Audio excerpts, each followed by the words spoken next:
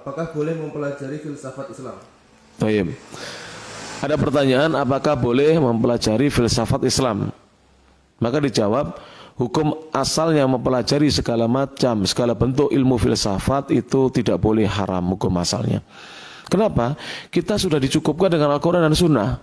Dan kita sudah dicukupkan dengan tafsiran para ulama tentang ayat-ayat Al-Quran dan syarah hadis tentang hadis-hadis Nabi SAW. Maka ketika suatu hari Umar memegang Taurat, diketahui oleh Rasulullah SAW, dan Tauratnya diambil oleh Rasulullah SAW. Rasulullah marah melihat Umar bin Khattab radhiyallahu anhu memegang Taurat. Seakan-akan tidak cukup apa yang datang dari Allah dan Rasulnya. Maka belajar filsafat itu, hukum yang disebutkan oleh para ulama, ini bukan pendapat saya ya, pendapat dan hukum dari para ulama ahli fatwa itu tidak diperbolehkan. Kecuali satu, dai yang sudah mapan ilmunya, seorang alim yang sudah mapan ilmunya, dia mengkaji untuk membantah.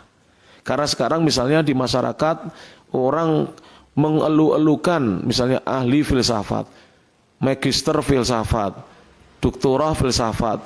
Bahkan banyak anak-anak muda sekarang ini masuk kuliah jurusan filsafat.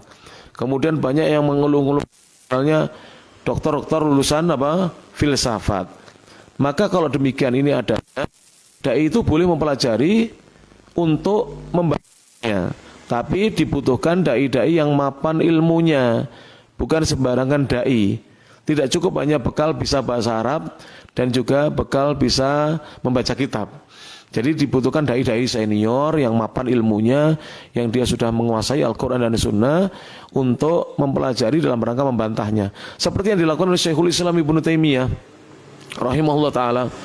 Beliau kalau antum baca dalam kitab beliau At-Tadmuriyah, itu didapatkan di sana banyak bantahan yang beliau itu menunjukkan bahwa apa yang beliau tulis itu, beliau itu faham filsafat, sehingga beliau bisa membantah dengan bagus, dengan lugas, dengan sistematis. Kemudian yang kedua, bukan dibolehkan, terpaksa. Yang kedua terpaksa, dibolehkan bagi para dai yang sudah mapan atau syekh ilmu, seorang ahli ilmu yang sudah mapan. Yang kedua adalah kondisi terpaksa. Bagaimana terpaksa itu?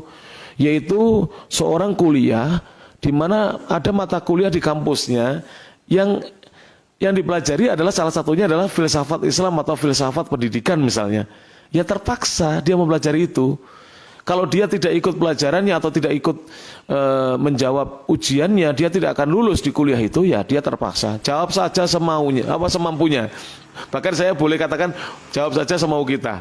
Pokoknya diisi yang banyak dalil-dalil Al-Quran dan Sunnah, nggak usah pakai kaidah-kaidah filsafat. Jadi kalau bisa, kalau misalnya ada pelajaran-pelajaran seperti itu, nggak usah dibaca bukunya, tapi diikuti misalnya perkuliahannya.